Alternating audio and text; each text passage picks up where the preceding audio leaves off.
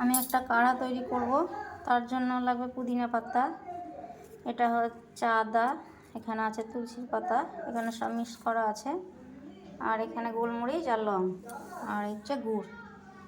এগুলো দিয়ে আমি সব ফুটাবো আগে কিছুক্ষণ ধরে, আর এটাকে আমি মরিচটা হালকা করে একটু থেতো করে নেব।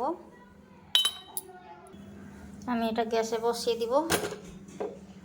এটা ফুটতে অনেকটা সময় লাগবে, অনেকটা জল শুকাবে। আর এটা আমি থেতো করেছিলাম, দিয়ে দিলাম। এবার কিছুটা গুড় দিয়ে দিব।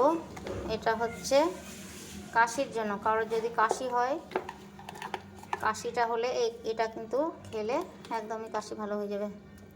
ঠান্ডার দিনে অনেকেরই ঠান্ডা লেগে যায়।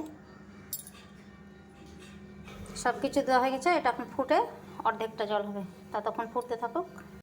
এই যে আমার কাড়াটা হয়ে গেছে। এবার এটাকে আমি ঠান্ডা করতে দিব। ঠান্ডাতে এটা খুবই ভালো, কাশির পক্ষে তো খুবই ভালো। এটা ঠান্ডা হয়ে গেছে, এটাকে এবার ছেঁকে রেখে দেব। কাঁচের বয়ামে রাখলে এটা বেশি ভালো, অনেক দিন যায়।